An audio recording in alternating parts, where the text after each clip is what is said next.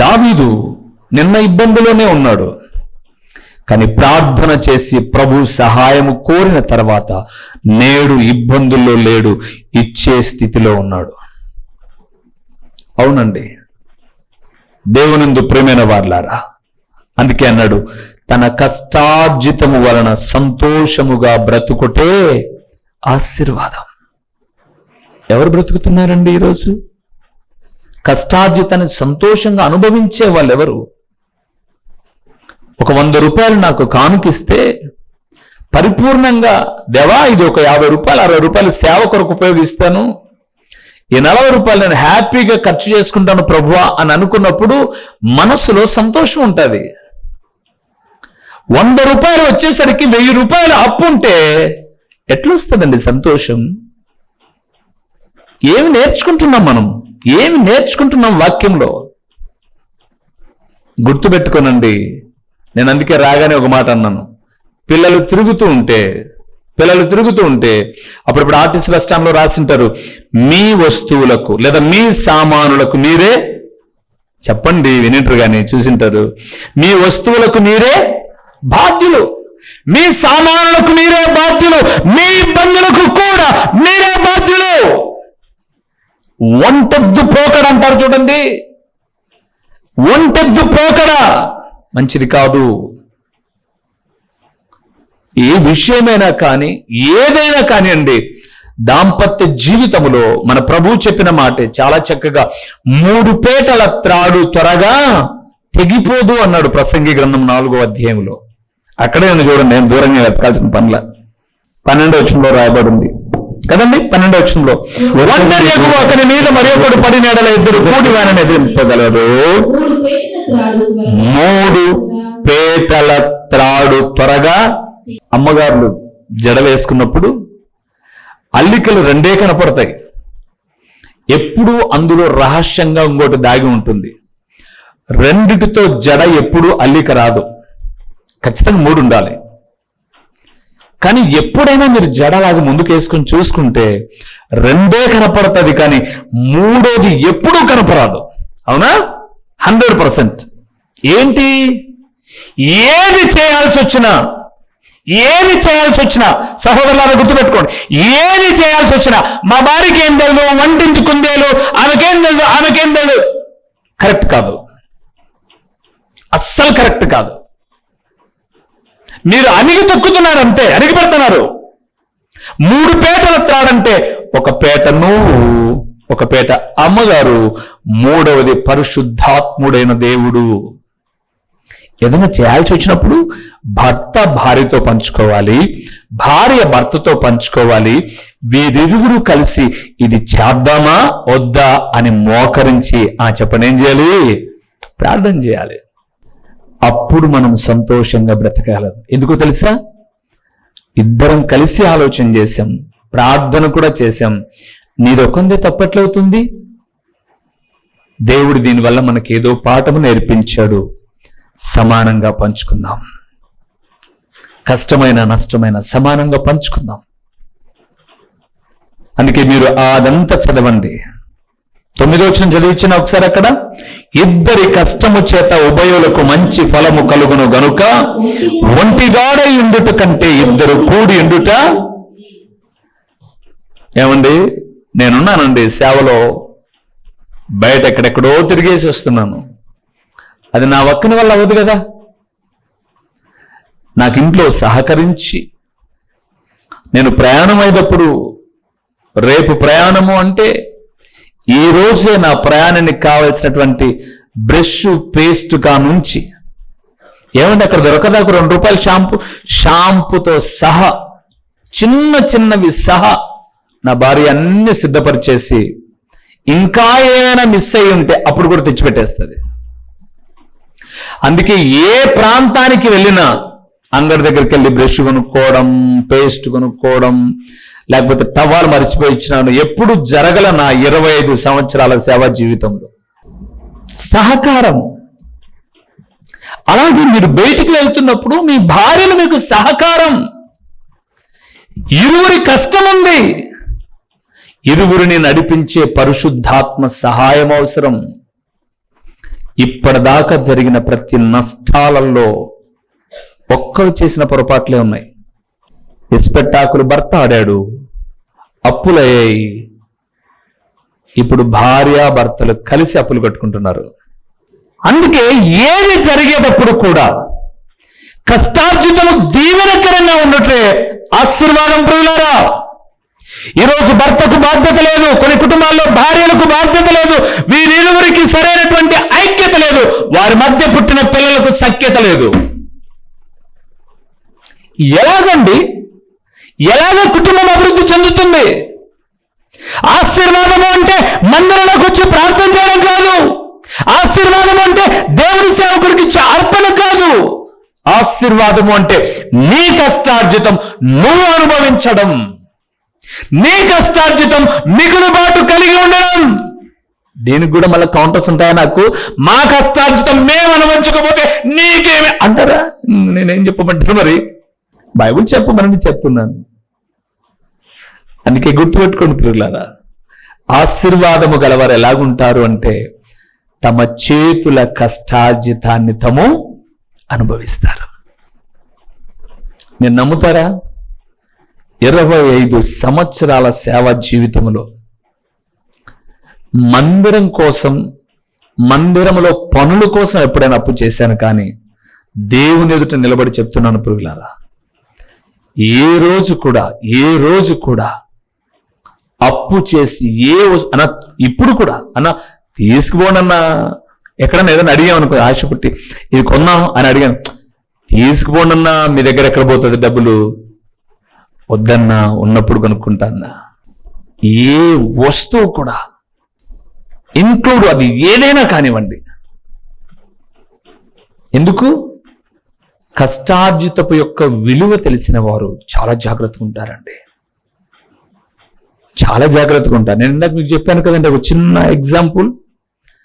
మనం ఏదైనా పొరపాటు చేస్తే ఆ పొరపాటు మన భార్య బిడ్డలకు నష్టాన్ని, శాపాన్ని, అవమానము తెచ్చేది కాకూడదు. అందుకే నా ప్రియబిడ్డలారా జ్ఞాపకం చేస్తున్నాను, ఈ లోకంలో మీరు అనుకుంటారు వాళ్ళు గొప్ప, వీళ్ళు గొప్ప, బంధువులు గొప్ప, రక్త సంబంధికులు కాదండి. ఈ లోకములో అత్యంత విలువైనది దేవుని పాద సన్నిధి, రెండవది మీ కుటుంబం. మీ కుటుంబం. సో దేవుని ఆశీర్వాదం గలవారు తమ కష్టార్జితం వలన ఏం చేస్తారు? సంతోషంగా బ్రతుకుతారు. సంతోషంగా 10 రూపాయలు కష్టపడి సంపాదించుకున్నావా, హ్యాపీగా ఖర్చు పెట్టుకోవాలి. 10 రూపాయలు ఊడబిక్కబోయి ఇంకా 5 ఇవ్వాలి నువ్వు నాకు, ఎప్పుడు ఇస్తావు అని అంటే నీలో ఉన్నటువంటి సత్వం నిస్సత్వం అయిపోతుంది. అందుకే మరలా జ్ఞాపకం చేస్తున్నాను, ఈ ఇన్స్టాల్మెంట్ ఇప్పుడు వచ్చింది కదండి, ఈఎంఐ. మన దగ్గర డబ్బు లేకపోయినా కూడా ఇప్పుడు కార్డు ఇస్తున్నారు. ఏం కార్డు? Credit card. ఆ క్రెడిట్ కార్డు ఇచ్చి, అంటే మన దగ్గర డబ్బు ఉండాల్సిన అసలు ఆ కార్డు మన దగ్గర ఉందనుకోండి, ఒక లిమిటేషన్ ఉంటుంది, 20,000 30,000 ఆ నెలలో అప్పు చేసి మళ్ళా రేపు సర్టన్ టైంలో అది కట్టేసుకోవచ్చు. Credit card. Credit card. క్రెడిటే తప్పు అంటే మళ్ళా నువ్వు కార్డు తీసుకోవడం ఏంటిగా? బుద్ధి లేకపోతే కాకపోతే అప్పు అనేటటువంటిదండి. మరలా జ్ఞాపకం చేస్తున్నాను, కుటుంబంలో సమాధానాన్ని ఉండనివ్వదు. ఓకే, రెండో విషయం చెప్తే మీకు అర్థమవుతుంది కదండి. రైట్, రెండో విషయానికి వెళ్దాం. కీర్తన గ్రంథం మొదటిది గుర్తుపెట్టుకోండి. దేవుని నమ్మిన వారికి ఆశీర్వాదము దేవుని నమ్మిన వారు ఎలాగ ఆశీర్వాదంగా ఉంటారంటే, మొదటిది ఏం చేయాలి?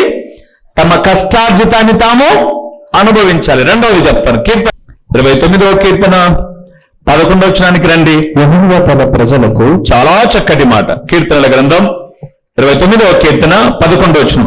యెహోవా తన ప్రజలకు, యెహోవా తన ప్రజలకు బలమును గ్రహించును, బలము అనుగ్రహించును. యెహోవా తన ప్రజలకు, యెహోవా తన ప్రజలకు సమాధానము కలుగజేసి వారిని ఆశీర్వదించును. ఆమేన్.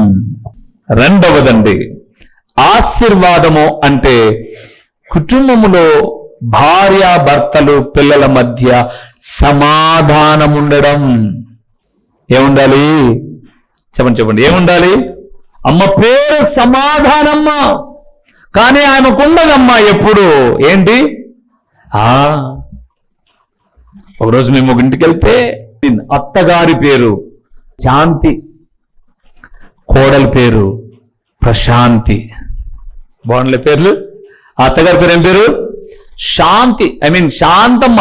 కోడలు లేటెస్ట్ కోడలు కదా, ప్రశాంతి. ఆకలి మీద ఉంటే సంగ పెద్ద భూ వండుతా అని చెప్తే అన్నం వండుతా అని చెప్తే మేము ఎన్ని మాటలు టీవీలో చూసి అన్నకు ఫోన్ చేసినాం, మా ఇంట్లో తినకుండానా అని ఇంటికి భోజనం పిలుచుకుపోయి హాల్లో కూర్చోబెట్టి ముందు ఒక టేబుల్ వేసి అత్త బిరిబిరిగా వచ్చి అన్నం పెట్టి, అన్నా మీకు తెలుసు మా కోడల గురించి? తెలుదులేమ్మా, కొత్తగా వచ్చింది కదా ఇంటికి, తెలుసుకుంటా పెట్టాను. ఈమె పోతే ఆమె వచ్చి కూర వేసి, మీకు మా అత్త గురించి తెలుదున్నా అనింది. ఈయన అత్త గురించి తెలుదానే? ఈయన ఆకలి ఏం మాట్లాడి నన్ను పిలిచిందండి, బుద్ధి ఇచ్చేనా మాట్లాడదానంటే నాకేముండదు. అయ్యో తినేసి తినగానే సంగ పెద్ద వచ్చాడు, అన్న రూమ్కి వెళ్దామా? వచ్చి బండెక్కి అమ్మ శాంతి ప్రశాంతి ఏమన్నారు? మా కోడల గురించి నాకు తెలియదు అన్నారు, మా అత్త గురించి నాకు తెలియదు అన్నారు. మీ ఇద్దరి గురించి తెలియక నేను వచ్చిన మీ ఇంటికి. ఇంకెప్పుడు వేరే ఇళ్లకు అత్త కోడలు పిలిచిన ఇంటికి పోకూడదనే జ్ఞానం బాగా కలుగు చేశారు. శాంతి అంటే అర్థం ఏమని? సమాధానం. సో వీళ్ళకి ఇంట్లో ఏమి లేదు, అన్నీ ఉన్నాయి. బియ్యం ఉన్నాయి, కూరగాయలు ఉన్నాయి, ఇంకా ఏమేమో అన్నీ ఉన్నాయి, కానీ కుటుంబంలో ఏం లేదు, సమాధానం లేదు. ఈరోజు మందిరానికి వెళుతూ మాది పెద్ద చర్చి అని చెప్పుకొని పాలరాయితో కట్టారని చెప్పుకుంటున్న భార్య భర్తల మధ్య, తల్లిదండ్రుల పిల్లల మధ్య ఏమి లేదు. అమ్మను అమ్మా అని పిలిచే కొడుకులు లేరు ఇంట్లో. అంటే ఏమన్నా వాళ్ళ అనాథలు అంటారా? కొడుకున్నే అమ్మను పిలిచారు, అమ్మా తిన్నావమ్మా అన్నారు. అంటే తల్లిదండ్రులను పిల్లలుగా ఒక్క కొడుకో ఒక కూతురు ఉంటే అమ్మ ఇంట్లోనే ఉన్నా కూడా తిన్నావమ్మా అని పలకరించేవాళ్ళు లేరు. మందిరాలకు మాత్రం వెళ్తారు, ప్రార్థన మాత్రం చేస్తారు. ఎందుకండి? మేము బాగా ఆశీర్వదించబడ్డామంటారు, కానీ కుటుంబంలో ఏమి లేదు, సమాధానం లేదు. ఇప్పుడు మరీ ఫోన్లు వచ్చిన తర్వాత భార్యాభర్తలు పోట్లాడుకుంటే భార్య బెడ్రూమ్లో ఉండి మెసేజ్ పెడతాడు, కాఫీ పెట్టు భార్యకు. భార్య కాఫీ కలిపి హాల్లో టేబుల్ మీద పెట్టా, ఒక మెసేజ్ చూసుకోకపోతే ఇది చల్లగా అయిపోయా. ఏమండి బెడ్రూమ్లో నుంచి ఏమే కాఫీ పెట్టే ఒకటి తాగాలనిపిస్తుంది అనలేరా? హాల్లోకి వచ్చిన అమ్మ రూమ్లోకి వచ్చి ఇదిగోండి కాఫీ తగ్గించుకోలేదా? పొగరు బాగుపడే లక్షణాలు ఉంటాయిగా. భార్య భర్తలు ఒకే ఇంట్లో ఉండి, నాకు తెలుసు చాలా మంది వారాలు మాట్లాడుకోకుండా. ఎంత దౌర్భాగ్యం. ఎందుకంటే ఇంక మనం ప్రార్థన చేసుకోవడం, దేవుడు మనల్ని ఆశీర్వదించాడంటే ఎలాగ ఆశీర్వాదం? ఏమైనా సహోదరులారు ఇక్కడ మిమ్మల్ని అడుగుతున్నాను, ఎవరెవరితోనో గంటలు మాట్లాడతారు మీరు, చాలా మంచి వాళ్ళు మీరు వాళ్ళ దగ్గర. నేను అంటాను, మీ భార్య దగ్గర ఒక గంట సేపు కూర్చొని ప్రశాంతంగా ఎంతకాలం మంది మాట్లాడుకొని తప్పు చేస్తున్నారు మీరు. అమ్మను నాన్నను అన్నలను చెల్లెలను అక్కలను తమ్ములను అందరినీ వదిలేసి నీవే సర్వస్వమని నీ వెంట వస్తే, నీ వెంట వచ్చినందుకు నువ్వు ఇచ్చే బహుమానం నిర్లక్ష్యం. ఆమెకు 10 బంగారు గాజులు తీసిస్తే తృప్తి కాదు, బంగారులాగా నువ్వు పక్కన కూర్చొని మాట్లాడితే ఎంత సంతోషం అండి. ఇదే సమాధానం లేని స్థితి. ఈ స్థితి చాలా కుటుంబాల్లో ఉంది ఈరోజు. జీవితంలో కొన్ని కోల్పోయిన తర్వాత అప్పుడు బాధపడే లాభం అండి. నాన్న బ్రతికుండగా ఒక్కరోజు మాట్లాడరు, అమ్మ బ్రతికుండగా ఒక్కరోజు తిన్నావా అని అడగరు. చచ్చిపోయిన తర్వాత మాత్రం కోయరా 3 పొట్టేన్లు ఏంటికి రా దరిద్రుడా? ఎందుకు? అప్పుడే నువ్వు అన్నం పెట్టండి 10 రోజులు బ్రతికేది మీ అమ్మ. అప్పుడే నువ్వు క్రమంగా అన్నం పెట్టి బాగోగులు చూస్తే ఇంకొక నెల బ్రతికేది మీ నాన్న. అయిపోయిన తర్వాత ఒకరోజు మేము ఇంటికి వెళ్తే చికెన్ మనమే కదా వెళ్ళింది. ఒకరోజు మేము ఒక ఇంటికి వెళ్తే రొయ్యల ఫ్రై, చేప, పీతలు, మటను, చికెను టేబుల్ వండుతున్నాయి. నేను అన్నాను, ఇన్ని ఆడదింతామమ్మా మేము, అన్నీ రెండు చేస్తా, కొంచెం కొంచెం చేస్తాను దండుబా, ఇన్ని ఆడదింతామమ్మా మేము. అన్నా మీరు ఒకరు కాదులేదన్నా, మీ పేరు చెప్పుకొని మేము తింటాం, వద్దు మీ పేరు చెప్పుకొని మేము కూడా తిన్నామని చేసుకున్నాం లేన్నా. ఓహో అలాగా, కానీ మీరన్నీ టచ్ చేయాలన్నో, అంటే టచ్ అంటే చికెన్ అని అలా టచ్ చేయడం అంటే అన్నీ కొంచెం కొంచెం తినండి అన్నా అని నేను అంటాను. ఇంత అతిథి మీద ఉన్న ప్రేమ అమ్మ మీద నాన్న మీద ఉంటే ఎంత బాగుంటుంది, భార్యాభర్తల మీద ఉంటే ఎంత బాగుంటుంది. అది సమాధాన స్థితి. మరలా చెప్తున్నానండి, మనం పడ్డప్పుడు మనసారా కన్నీరు కార్చి తిరిగి కోరుకోవాలని కోరుకునేది ఒక్క భర్త, ఒక భార్య, పిల్లలే. ఈ లోకంలో ఎవరైనా వచ్చి కేజీ యాపిల్ ఇచ్చిపోతారండి, కానీ కుటుంబంలో యాపిల్ కాదు, కానీ నిత్యం ఫీల్ అయి పనిచేసేది మాత్రం భార్యే, భర్తే, పిల్లలే. అందుకే దేవుడు అంటున్నాడు, మీ కుటుంబాల్లో సమాధానం ఉండడం ఆశీర్వాదం. లూకా సువార్త 2:14 ఏం రాయబడింది? సర్వోన్నతమైన స్థలములలో దేవునికి మహిమయు, ఆయనకి ఇష్టమైన మనుషులకు భూమి మీద, అది ఆయనకి ఇష్టంగానే ఉండు, నీకు సమాధానం. ఆయనకి ఇష్టంగా. మరలా చెప్తున్నాను ప్రియులారా, ఏ ఒక్కరి కోసం కాదు ఇది. నాకు కూడా అవసరమే. నేను చెప్పాను ఇదివరకు కూడా, మొన్న కూడా ఒకసారి చెప్పాను. ఏమన్నా కొంతమంది మెసేజెస్ పంపించింటారు, ప్రేయర్ రిక్వెస్ట్, అవి చూసుకుంటా ఉంటాను. మా భార్య వచ్చి కూర్చుంటుంది, కూర్చున్నప్పుడు కూడా అవే చూసుకొని కసుదుపుతాను నేను అనుకోండి, ఏమందు పాపం సైలెంట్గా వెళ్ళిపోతుంది. ఏం వెళ్ళిపోతున్నావు అని అంట. ఏం వెళ్ళిపోతున్నావు? కూర్చున్నావు వెంటనే లేచి వెళ్ళిపోతున్నావు. ఇంక నువ్వు దాన్ని చూస్తుంటే నేను నాతో మాట్లాడలేవు కదా. సారీ, పక్కన పెట్టేస్తా. ఏంటి అదే ఏముండమంటావు అని, నీ తలగా ఉండు. పూట నన్నేడు, పూట అలా ఏముండమంటావని, ఏదో ఒకటి ఉండబ్బా తిందా అని చెప్పేసి అంటే, నువ్వు అది తినవు ఇది తినవు అన్నీ ఏంటేంటో చెప్తారు, ఏముండమంటావని అంటాను. నువ్వు ఈడ కూర్చుండేదానికన్నా ఆడుండేది మేలుని నేనంట. ఈడ కూర్చునేదానికన్నా, ఎందుకంటే ఈడ కూర్చున్నంతసేపు ఏముండమంటావు. అయినా పరస్పర సంభాషణలు అవసరం. దేవుని బిడ్డలారా, మీ బంధాలను, మీ ఆప్యాయతలను ప్రభు ఇచ్చిన బహుమానాలు మీకు అవి. దాన్ని పాడు చేసుకోమాకండి. ఆశీర్వాదము అని అంటే ఒక 10 తులాల బంగారు సంపాదించుకోవడం అనుకుంటున్నారా మీరు? 10 తులాల బంగారు మీకు చెప్పమంటారా? 10 తులాల బంగారు దాకా ఎందుకులండి? జియో అధినేత, ఈరోజు మనం అందరం ఫోన్లు, నెట్ ఏమేమో అన్ని వాడుతున్నాం. ముఖేష్ అంబానీ గారు, ఆయన ఇల్లు 5,000 కోట్లు, మొట్టమొదటి కరెంటు బిల్లు 75 లక్షలు.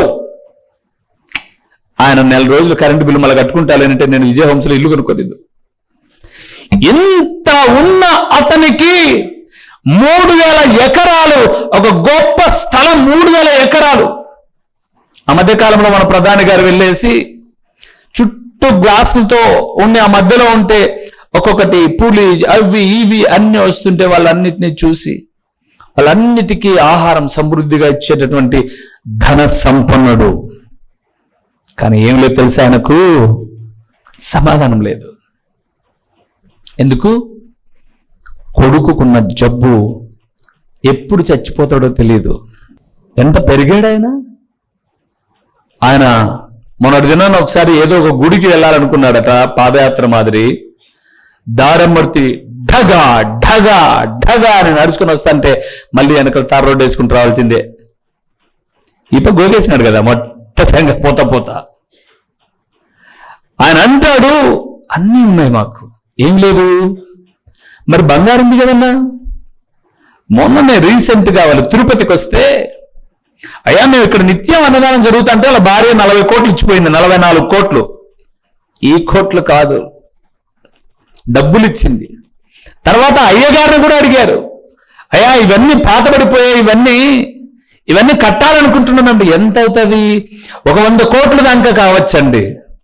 ఆయన 100 కోట్లు ఇచ్చాడు, ఇవి కాదు. కానీ ఏం లేదు, వాళ్ళకు సమాధానం లేదు.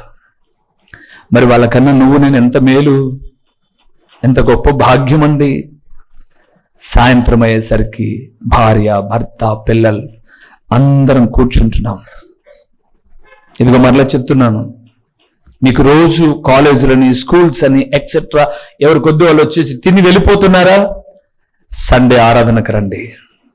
అయిపోగానే భార్య, భర్త, పిల్లలు మీరు మాత్రం కూర్చోండి. మీతో పాటు అమ్మను కూడా కూర్చోబెట్టుకోండి. ఆ కలిగిందేదో కొంచెమే కానివచ్చు, అది ఏదైనా కావచ్చు. ఒకరితో ఒకరు మాట్లాడుకుంటూ, ఫోనా పక్కన పెట్టేయండి. హ్యాపీగా ఒకరితో ఒకరు మాట్లాడుకుంటూ, ఏనాయనా ఏం చదువుతున్నావురా, ఏమ్మా, ఇదా అదా అంటారు. మీ అమ్మ నిరంతరము పొయ్యి దగ్గర కాలిపోతుందిరా, నేను బజార్లో నేను ఇబ్బంది పడుతున్నాను, మీరు ప్రయోజకులు కావాలి నాన్న. తిని అందరూ మనసారా మాట్లాడుకొని ఒక 10 నిమిషాలు, 15-20 నిమిషాలు భోజనం అయితే, ఒక 20-25 నిమిషాలు అలాగే ఒకరి తర్వాత కూర్చొని ఏంటి వార విశేషాలను మాట్లాడుకుంటే, గృహమే కాదా స్వర్గసీమ? గృహమే కాదా? కానీ మీరంతా చాలా బిజీ, అందరూ బిజీ. మరి మీ కుటుంబాలు ఎందుకండి బిజీగా ఉన్నప్పుడు గజ్జి బిజీ అయిపోతాయి. పలకరింపులు లేవు, మాటలు లేవు, కుటుంబాల మధ్య లేవు. అందుకే ఒక వయసు వచ్చిన తర్వాత పిల్లలకు, తల్లిదండ్రులకు సరైన సంబంధాలు లేవు. దేవుడు మాట్లాడుతున్నాడు, ఆశీర్వాదము గలవారు అంటే తమ కష్టార్జితాన్ని సంతోషంగా అనుభవించేవారు. రెండవది, కుటుంబాలలో సమాధానం గలవారు. కుటుంబంలో సమాధానమే లేదు అనుకోకూడదు. మూడవది ఏంటో చూద్దాం ఒకసారి. హెబ్రీయులకు రాసిన పత్రిక 6వ అధ్యాయము, హెబ్రీయులకు రాసిన పత్రిక 6వ అధ్యాయము 14వ వచనాన్ని చూద్దామా? తన తోడు అని, తన తోడు నిబంధనలో 203లో 6వ అధ్యాయము 14 చదువుతున్నా.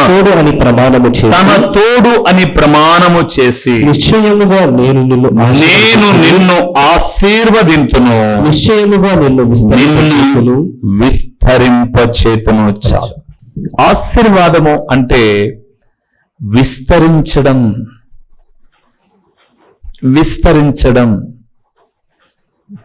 మీ ఇండ్లు చాలా సామాన్లతో ఇరుకైపోయింటాయి కదండి. మా ఇంటికి ఏమొద్దులేండి, నేను అది చెప్పట్లా.